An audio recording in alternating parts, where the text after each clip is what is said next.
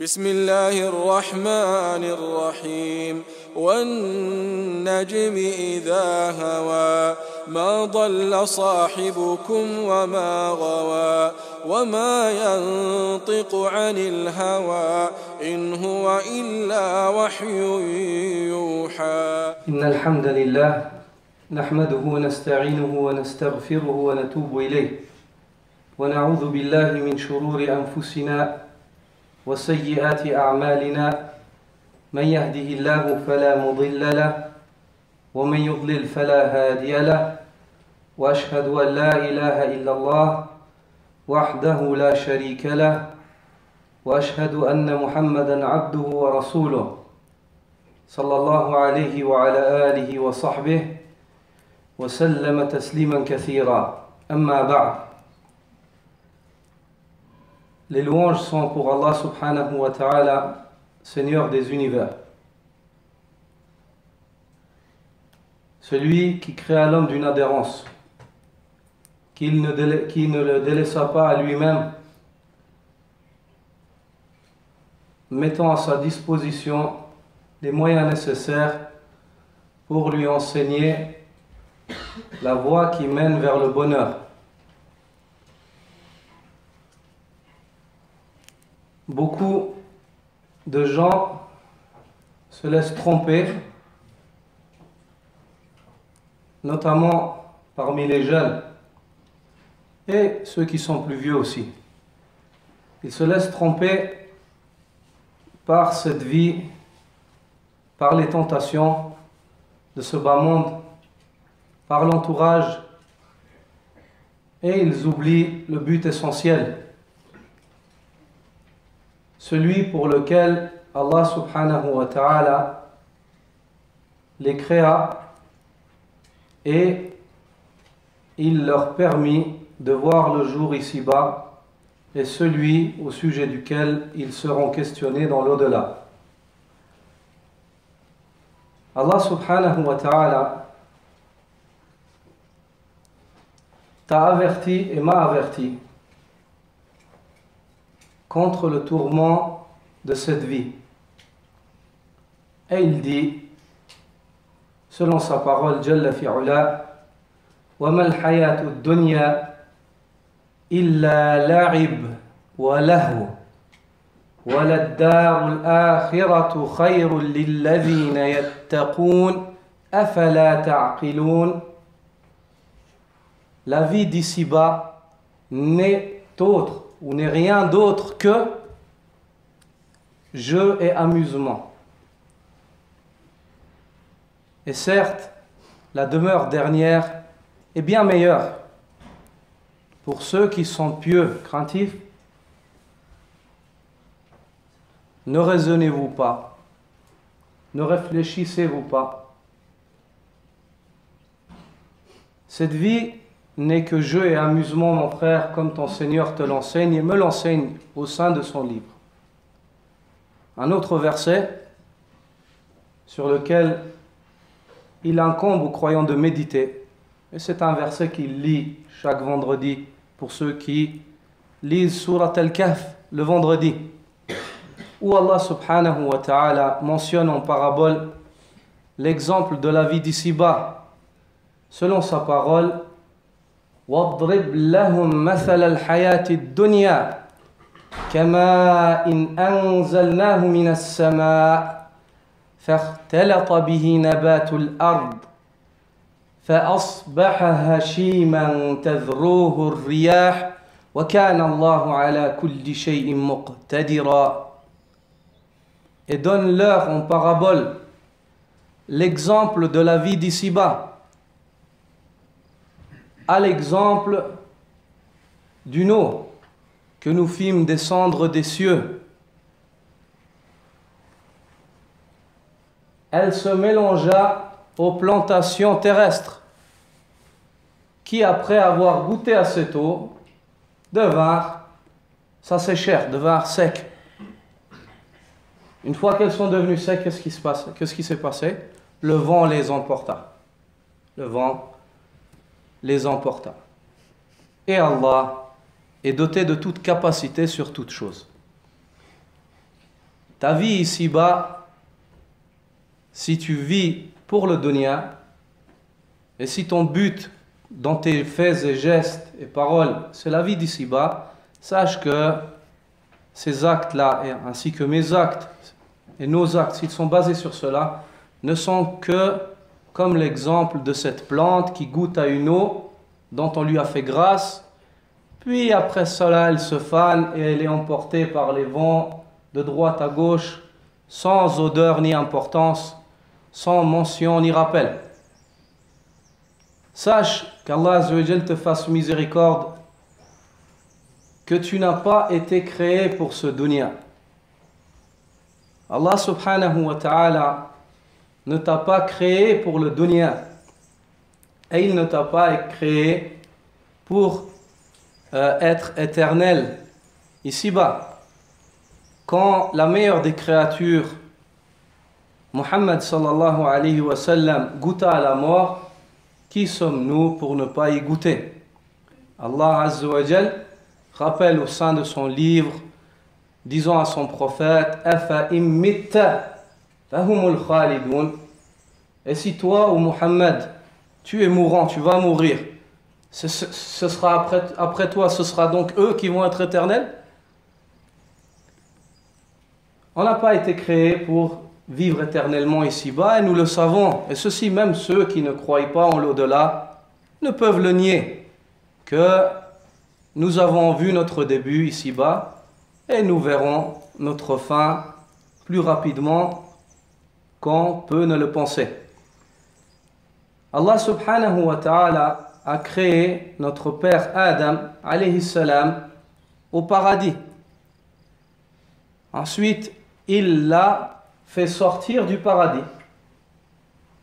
Puis, il lui a montré la voie du retour au paradis. Il y a en cela une grande sagesse qui démontre que Allah subhanahu wa ta'ala a créé Adam au paradis. Ceci est une démonstration du Seigneur des univers que Allah veut pour nous le paradis. Wallahu yuridu an yatuba alaykum. Et Allah veut vous accorder ce repentir. Wallahu yad'ukum ila daris salam. Et Allah vous invite aux demeures de la paix. Tous ces versets et ces hadiths nous démontrent que le Seigneur des univers aime pour ses serviteurs le paradis. Mais Allah subhanahu wa ta'ala n'est pas à changer la situation d'un peuple avant que ceux-ci n'entreprennent le changement de leur propre personne. Et il dit tabaraka wa ta'ala, La yughayyiru Allahu ma biqawm hatta yughayyiru ma bi anfusihim. Allah n'est pas à changer la situation d'un peuple avant que ceux-ci n'entreprennent eux-mêmes le changement de celle-ci. Allah subhanahu wa ta'ala, après avoir fait sortir notre père Adam du paradis, il lui montra la voie du retour au paradis. Et la clé de cette voie, c'est le repentir. La clé de cette voie, c'est le repentir et le retour à Allah subhanahu wa ta'ala. Et ce repentir-là, c'est un bienfait que le Seigneur des univers a accordé à ses serviteurs, une faveur magnifique de la part du Seigneur des univers, qu'il accorda au fils d'Adam, ce fils d'Adam qui est honoré par Allah Azza wa Jal. Et il le dit dans son livre, وَلَقَدْ كَرَّمْنَا بَنِي Adam. Nous avons certes honoré le fils d'Adam. Et on voit la nuance entre le fils d'Adam et Ash-Shaytan. Ash-Shaytan désobéit d'une désobéissance et il fut extrait et banni du paradis et de la miséricorde d'Allah subhanahu wa ta'ala pour l'éternité. Notre père Adam pécha et Allah subhanahu wa ta'ala le fit sortir du paradis tout en lui montrant la voie du retour à celui-ci et en étant accueillant au repentir de celui-ci. Le prophète sallallahu alayhi wa sallam dit au sujet de ce grand bienfait qui est le repentir, وَلَا تَنْقَطِعُ التَّوْبَةِ حتى تطلع الشمس من مغربها. Et le repentir ne se fermera pas jusqu'à ce que le soleil se lève de son couchant, à savoir que vienne la fin des temps. Et aussi, pour celui qui meurt, le repentir s'arrête au moment où lui arrive ce qu'on appelle al-gharghara. L'âme arrive à son gosier et il se voit quitter ce dunya. Là, il ne peut plus se repentir. Aussi, le prophète sallallahu alayhi wa sallam dit au sujet de se repentir: Kullu ibn Adam khata' wa khayrul khata'in at-tawwabun. Chaque fils d'Adam est pécheur, et les meilleurs de ces pécheurs, ce sont ceux qui se repentent. Et dans un autre hadith qui a été authentifié par Cheikh al-Albani rahimahullah, qui est très peu connu des gens, le prophète sallallahu alayhi wa sallam dit: si Allah azza wa jal ne voulait pas que vous péchiez, il n'aurait pas créé Iblis. Si Allah azza wa jal ne voulait pas que vous péchiez, il n'aurait pas créé Iblis. Allah subhanahu wa ta'ala a créé ce bas monde, a créé les épreuves de ce bas monde et a créé Iblis afin d'éprouver liyabluwakum ayyukum ahsanu amala, pour vous éprouver qui est celui d'entre vous qui est meilleur en œuvre. Ce hadith-là n'est pas un réconfort. Il ne faut pas se dire que Iblis a été créé, donc mes péchés sont excusés. Car le hadith qu'on vient de lire précédemment, c'est tout fils d'Adam est pécheur, et les meilleurs des pécheurs sont ceux qui se repentent. Donc ceci est un hadith qui t'encourage et qui te donne le courage et qui te prive de la désespérance, du fait de désespérer. Car Iblis est ton ennemi, tu te dois de le combattre et de ne pas être avare pour ta propre personne en œuvre, de constamment prendre les causes nécessaires afin de lutter contre cet ennemi et de te repentir à Allah Azza wa Jal. Et le fait de fuir vers ton Seigneur, c'est la meilleure des solutions pour te préserver de celui contre qui nul peut te préserver si ce n'est Allah. S'il s'agit de l'affaire de ce dunya et que ce dunya est ainsi, s'il s'agit que ce dunya soit ainsi, c'est-à-dire que tu n'as pas été créé pour ce dunya est une épreuve et tout ce qu'on vient de mentionner, alors sache, mon frère, que ce dunya est maudit. Ce dunya est maudit. Et le prophète sallallahu alayhi wa sallam dit dans le hadith: Ad-dunya mal'una wa mal'unun ma fiha illa dhikrallahi wa ma wala wa aliman wa muta'allima. Ce bas monde est maudit et tout ce qui s'y trouve est maudit, si ce n'est le rappel d'Allah Azza wa Jal et ce qui ressemble au rappel d'Allah, ainsi qu'un enseignant en religion et son étudiant. Toute chose dans ce bas monde est maudit, sauf ce qui rentre dans le rappel d'Allah Azza wa Jal, sauf ce qui a un lien direct avec le retour à Allah, sauf ce qui te rappelle Allah. Car quand des choses viennent te rappeler Allah, tu auras envie de retourner à Allah. Car Allah subhanahu wa ta'ala est exempt de tout défaut. Et ton Seigneur est bon, miséricordieux. Il crée, il te donne. Donc tu ne peux que être constamment attaché à lui. Chaque fois que tu te rappelleras de ton Seigneur, le fardeau de ce bas monde qui est supporté par ton cœur s'éloignera. Et chaque fois que tu quitteras le rappel de ton Seigneur, s'abattra sur ton corps, ton cœur et ton âme la malédiction d'ici-bas. Le prophète sallallahu alayhi wa sallam, dans un autre récit de ce hadith-là, il dit: ce dunya est maudit, ad-dunya mal'una wa mal'unun ma fiha illa ma bturiya bihi wajha Allah. Ce bas monde est maudit et tout ce qu'il contient est maudit, sauf les choses par lesquelles les gens désiraient le visage d'Allah. Et ceci a un lien directement avec le verset, la parole d'Allah subhanahu wa ta'ala, où Allah Azza wa Jal dit: Kullu man alayha fan wa yabqa wajhu rabbika dhul jalali wal ikram. Chaque chose qui est ici-bas est vouée à la disparition. et il ne restera que le visage de ton Seigneur. Et ici, le visage de ton Seigneur, et Mohammed al-Amin al-Shanqiti dit au sujet de ce verset, le visage de ton Seigneur est ce qui a été fait pour le visage de ton Seigneur.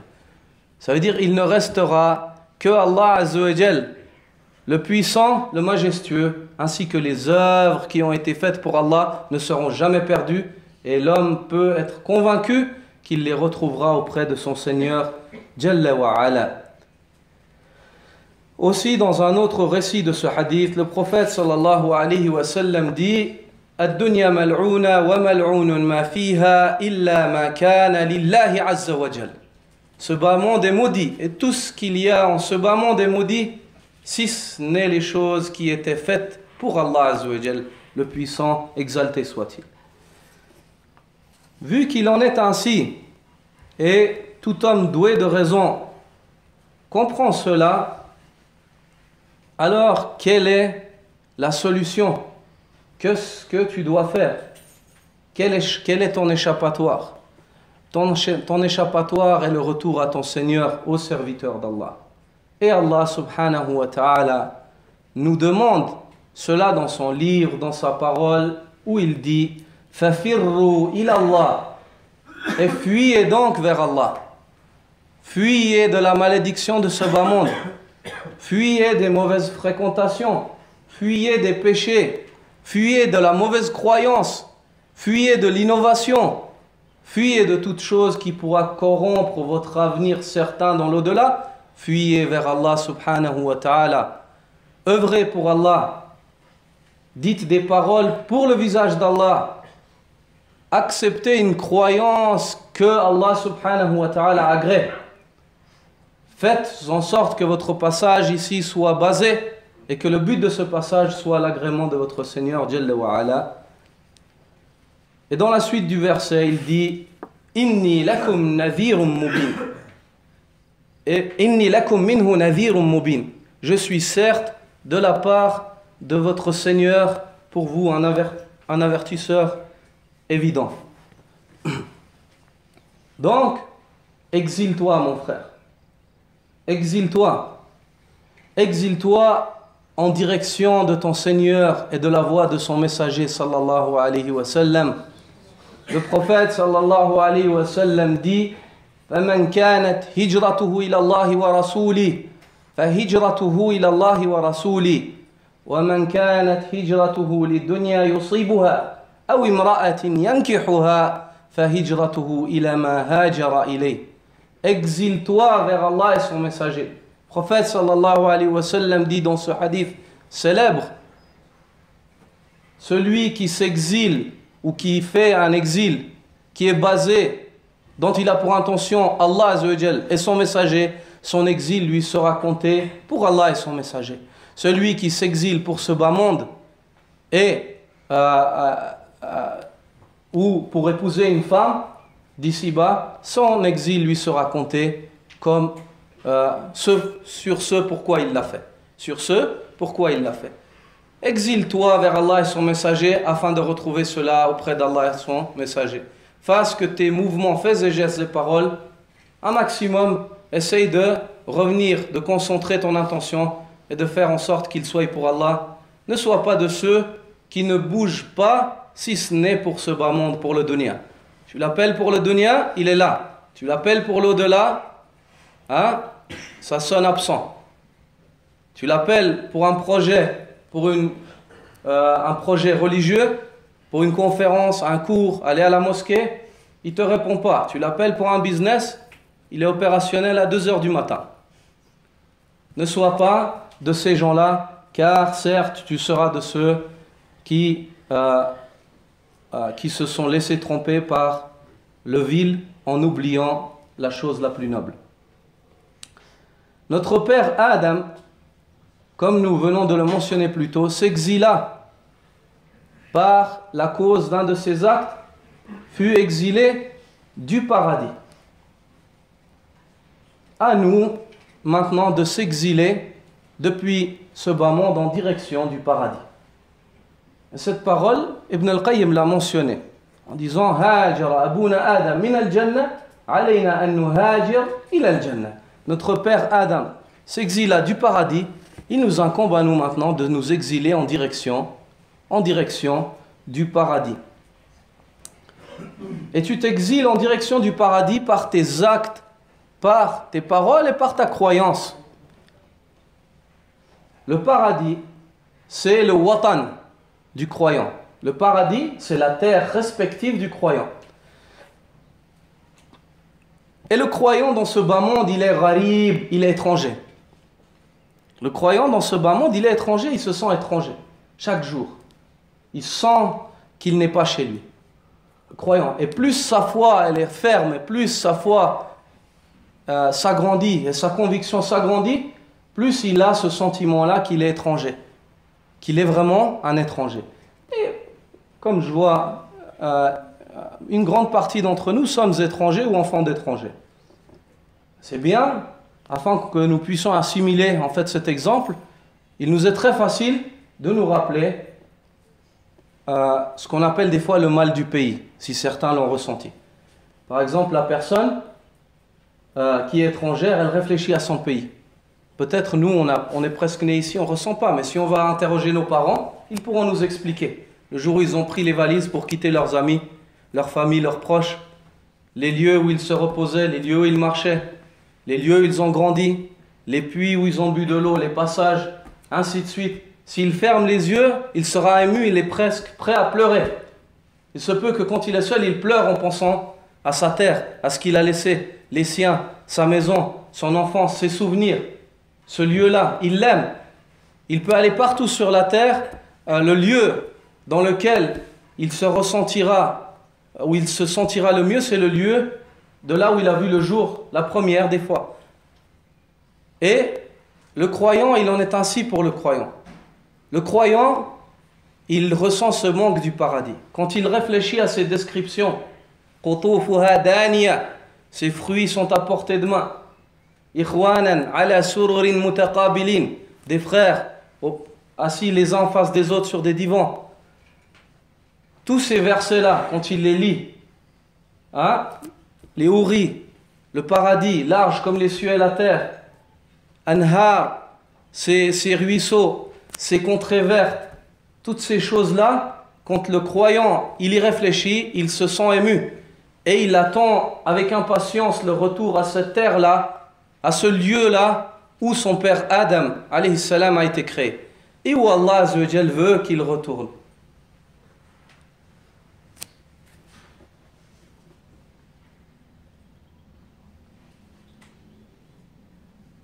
L'exemple de cela, on regarde dans les montagnes, on trouve des jolies vues.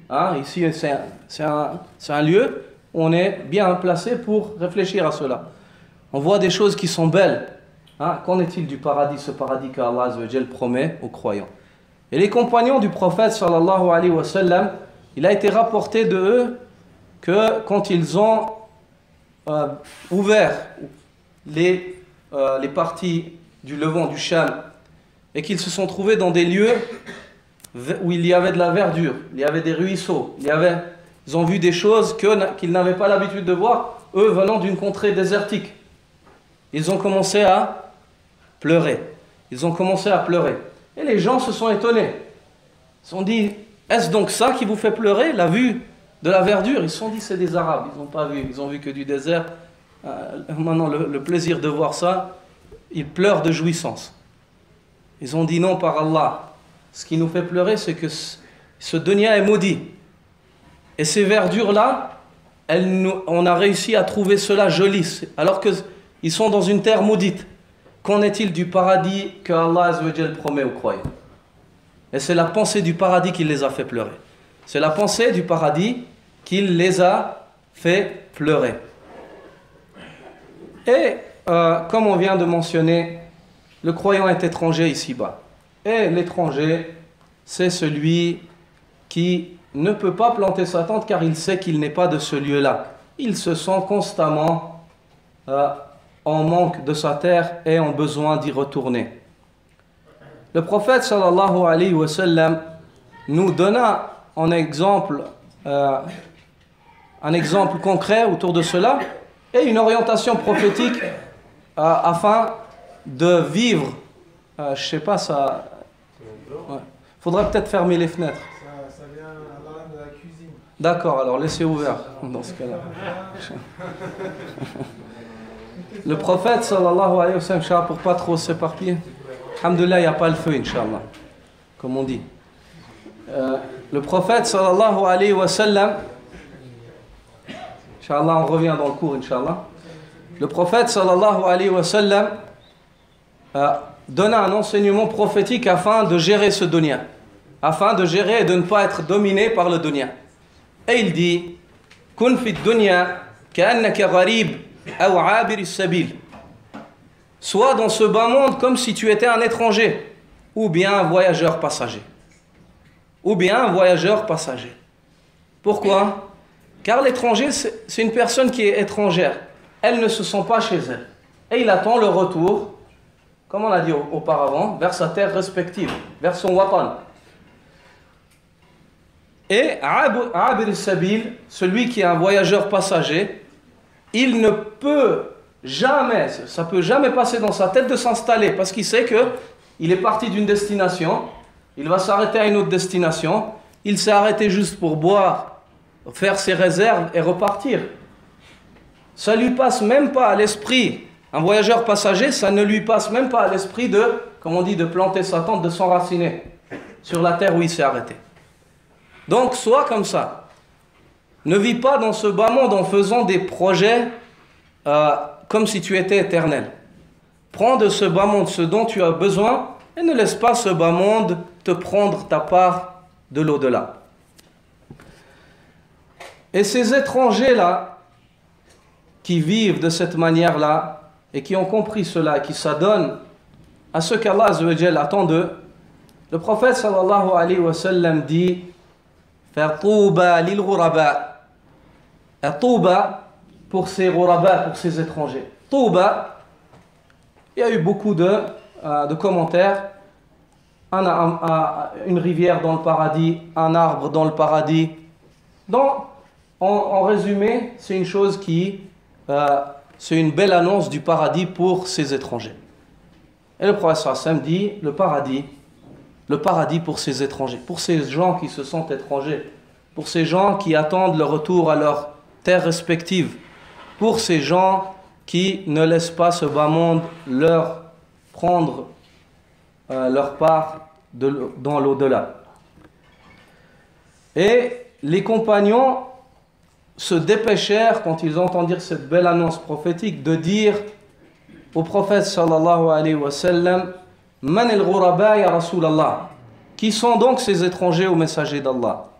Et le prophète sallallahu alayhi wa sallam les décrit en disant Nasun salihuna fi nasin su'in kathir man ya'sihim aktharu mimman yuti'uhum. Ce sont des gens vertueux, ils sont une petite quantité de gens vertueux dans une grande masse de gens mauvais. Ceux qui désobéissent à ces gens-là, à ces bons gens, ils sont plus nombreux que ceux qui leur obéissent, qui les suivent. On voit que la tribu de ces Ghuraba, que ce sont des gens qui sont en général en petite quantité, en comparaison avec le nombre d'habitants de la terre, ou bien le nombre de personnes qui contredisent la sunna, ou bien le nombre de personnes qui pêchent délibérément et ne pratiquent pas leur religion. Ils sont très peu. Et le deuxième attribut, c'est des gens vertueux. Le deuxième attribut, c'est qu'ils appellent les gens au bien. Ils ordonnent pour le bien et réprimandent le mal. Et on comprend ça dans la deuxième partie du hadith. Ceux qui leur obéissent, qui leur désobéissent, sont bien plus nombreux que ceux qui leur obéissent. C'est-à-dire que ces gens-là, non seulement ils ont été bien pour eux, mais ils ont donné leurs fruits. Et le prophète sallallahu alayhi wa sallam décrit le croyant comme tel, en disant à ses compagnons, il y a un arbre parmi les arbres qui ressemble le plus au croyant. Quel est-il? Non, le hadith, quel est-il? Il leur demanda quel est-il.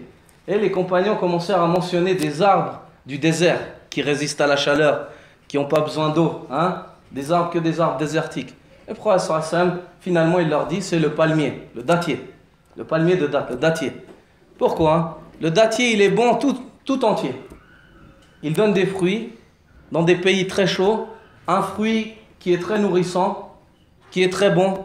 Tu peux employer ses feuilles, il est bon tout entier, il est solide, mais pas trop dur pour que les vents le cassent, pas trop souple pour qu'on le bouge comme on veut. Il sait s'assouplir quand il faut, il sait rester ferme quand il faut.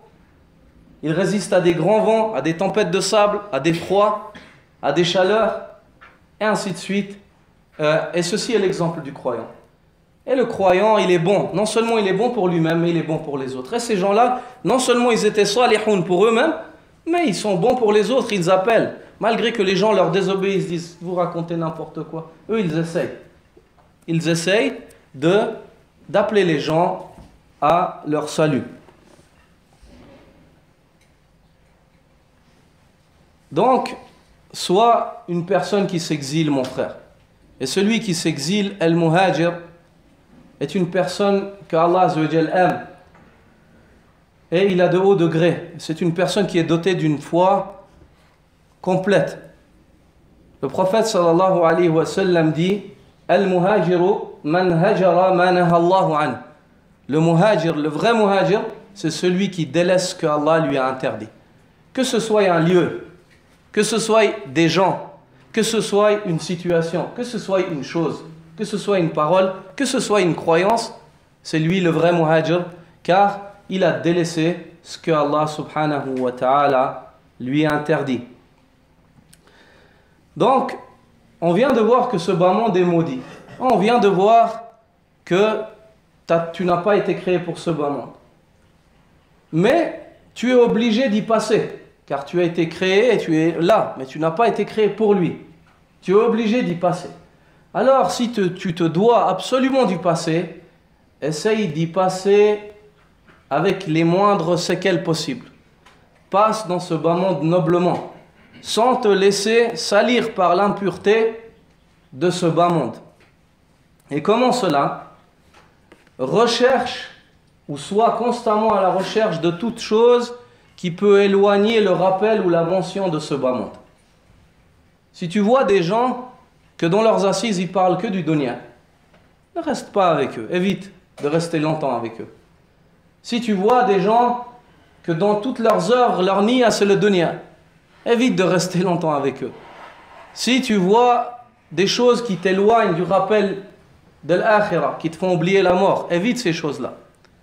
Si tu vois des choses qui te rappellent Allah, qui te rappellent Yawm al-Qiyamah, qui te rappellent al-Jannah, le feu, que ce soit des gens, que ce soit des livres, que ce soit des choses dans la nature, essaye constamment de revenir à ces choses-là afin de purifier ton cœur et de tempérer, de savoir gérer, de prendre le dessus sur le dunya avant que le dunya ne prenne le dessus sur toi. Et recherche ces choses-là en fuyant vers Allah Azza wa Jal. En fuyant vers Allah subhanahu wa ta'ala, en combattant ta propre personne, afin d'obéir à Allah Azza wa Jal. Ton nafs, il demande le mal. An-nafsu ammaratun bis-sou, comme dit Allah. L'âme oriente vers le mal. Ne lui obéis pas. Combat-la. Ton âme te dit ne fais pas, ne jeûne pas, toi tu jeûnes. Ton âme te dit comme el zina, tu ne le fais pas. Ton âme te dit vole, tu ne voles pas. Ton âme te dit frappe celui-là, tu ne le frappes pas. Tu combats ton âme. Tu combats ton âme afin de ne pas désobéir à Allah subhanahu wa ta'ala. Fuis vers Allah subhanahu wa ta'ala du dunya des polythéistes. Et ceci en réalisant pleinement le sens de la ilaha illallah. Ce pourquoi tu as été créé. Accroche-toi par la réalisation de la ilaha illallah, le fait d'adorer Allah subhanahu wa ta'ala seul et de ne rien adorer avec Allah subhanahu wa ta'ala. Par cela tu auras fui du dunya des polythéistes. Allah subhanahu wa ta'ala dit La ikraha fi d-din qad tabayyana ar-rushdu min al-ghayy faman yakfur bit-taghuti wa yu'min billah faqad istamsaka bil-'urwati al-wuthqa lam fisama laha wallahu sami'un alim. Il n'y a pas de contrainte en religion, car la droiture, c'est distinguer du faux. Celui qui mécroit au tarout, tout en croyant en Allah Azzawajal, c'est certes accroché à l'anse la plus solide, celle qui ne se rompra jamais. Et Allah est certes audient et omniscient. Accroche-toi à la ilaha illallah et échappe-toi vers Allah subhanahu wa ta'ala en t'accrochant à cela, en adorant Allah et en adorant personne d'autre que lui. Accroche-toi, fuis vers Allah subhanahu wa ta'ala du dunya et de la déviation des innovateurs. Et cela en réalisant le témoignage que Muhammad est le messager d'Allah. Fuis de l'innovation que Allah subhanahu wa ta'ala n'aime pas et rejette vers la sunna que Allah subhanahu wa ta'ala agrée et accepte. Et ceci, en réalisant ce témoignage, tu réaliseras ce témoignage en obéissant aux ordres du messager d'Allah sallallahu alayhi wa sallam, en croyant aux informations qu'il t'a données sur la vie après la mort, le jour du jugement, le sirat, des choses que tu ne vois pas, en délaissant ce que le messager sallallahu alayhi wa sallam t'a interdit ou réprimandé, en adorant Allah subhanahu wa ta'ala par sa sunna et non par le bid'a, en le suivant. Et le cinquième point, qui a été rajouté par Cheikh Abdul Muhsin al-Abbad, hafidhahullah ta'ala, en faisant devancer l'amour du messager d'Allah sallallahu alayhi wa sallam sur tout autre que lui, hormis Allah azza wa jalla. Sur tout être. On aime plus Rasulullah sallallahu alayhi wa sallam que nos propres personnes, nos familles, nos enfants, notre richesse. En réalisant cela, tu te seras échappé d'une chose vile qui est l'innovation, que Allah subhanahu wa ta'ala n'agrée pas et qui n'est pas la voie droite à Sirat al-Mustaqim que tu demandes à Allah azza wa jalla dans tes prières quotidiennes. Échappe-toi vers Allah, fuis donc vers Allah par ta prière. Fuis vers Allah par celle-ci de l'insouciance des insouciants, ceux qui délaissent leur prière ou qui ne se soucient pas de la faire comme il faut. Fuis vers Allah subhanahu wa ta'ala et suis par cela la voie de la réussite. Allah subhanahu wa ta'ala dit قَدْ أَفْلَحَ الْمُؤْمِنُونَ الَّذِينَ هُمْ فِي صَلَاتِهِمْ خَاشِعُونَ. Certes, ont réussi les croyants, ceux qui se montrent craintifs dans leur prière. Fuis vers Allah subhanahu wa ta'ala par le biais de cette zakat. Fuis vers Allah par celle-ci du dunya ainsi que de l'avarice des avares, ceux qui craignent la pauvreté et ceux qui ne pensent pas aux autres, ceux qui en plus d'être avares pour eux-mêmes ordonnent les gens à l'avarice, comme dit Allah subhanahu wa ta'ala, alladhina yabkhaluna wa ya'muruna an-nas bil bukhl, ceux qui sont avares et demandent aux autres d'être et commandent l'avarice aux autres. Fuis vers Allah subhanahu wa ta'ala. Elle est certes une porte de réussite et un moyen d'atteindre l'agrément d'Allah azza wa jalla. Allah subhanahu wa ta'ala dit قَدْ أَفْلَحَ مَنْ تَزَكَّى وَذَكَرَ اسْمَ رَبِّهِ فَصَلَّى. Certes a réussi celui qui se purifie. Ici, les savants ont donné deux sens. Celui qui se purifie, purifie son âme, et celui qui se purifie en donnant la zakat. De toute façon, en donnant la zakat, tu auras purifié ton argent et ton âme. Aussi, il dit, tabarak wa ta'ala, فَأَمَّا مَنْ أَعْطَى وَاتَّقَى وَصَدَّقَ بِالْحُسْنَى فَسَنُيَسِّرُهُ لِلْيُسْرَى. Quant à celui qui donne tout en étant craintif, puis juge de vérité la promesse véridique, nous lui faciliterons, nous lui donnerons une aise, une facilité pour la voie facile, pour le paradis. Fuis vers Allah subhanahu wa ta'ala par ton jeûne, ô serviteur d'Allah. Fuis par ton jeûne du feu de l'enfer. Fuis par ton jeûne vers la miséricorde d'Allah azza wa jalla. C'est un mois de miséricorde. Fuis par ton jeûne de l'insouciance à la piété. Et c'est une porte parmi les portes pour atteindre la piété et l'agrément d'Allah tabaraka wa ta'ala. Fuis vers Allah subhanahu wa ta'ala par ton hajj. Fuis vers Allah subhanahu wa ta'ala par ton hajj. Fuis de la voie de ces personnes qui sont retardataires ou insouciants ou qui délaissent complètement. Ceux qui ont les moyens de le faire et ne le font pas. Fuis vers cela, vers une miséricorde et un pardon d'Allah azza wa jalla. car il est certes expiateur des péchés. Et celui qui revient avec un hajj accepté revient comme le jour où sa mère l'a mis au monde. Le prophète sallallahu alayhi wa sallam dit Al-hajj al-mabrour laysa lahu jaza illa al-jannah. Le hajj accepté n'a d'autre récompense ou de gratitude que le paradis. Repens-toi auprès d'Allah subhanahu wa ta'ala d'un repentir sincère, évident, plein. Repens-toi et décide d'entreprendre des changements dans ta vie. Ne fais pas tarder les changements, car il se peut que tu te fasses attraper au tournant par l'ange de la mort. Ne fais pas tarder les changements, car le fait de faire tarder une chose, ceci est l'œuvre du diable et le conseil de ton pire ennemi. Obéis à Allah subhanahu wa ta'ala, où il dit وَتُوبُوا إِلَى اللَّهِ جَمِيعًا أَيُّهَا الْمُؤْمِنُونَ لَعَلَّكُمْ تُفْلِحُونَ.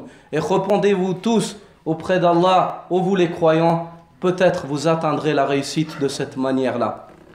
Et si le shaitan, après t'être repenti, vient à te faire penser ou à te rappeler ton passé dans lequel tu aurais pu commettre des choses mauvaises, alors toi, humilie le shaitan en te souvenant de son avenir certain. Humilie Iblis en revenant vers Allah Azza wa Jal par le repentir qu'il a accordé à ton père Adam ainsi qu'à sa descendance, et humilie le shaitan en te rappelant que lui, pour une seule désobéissance, il fut banni du paradis d'Allah Azza wa Jal pour l'éternité.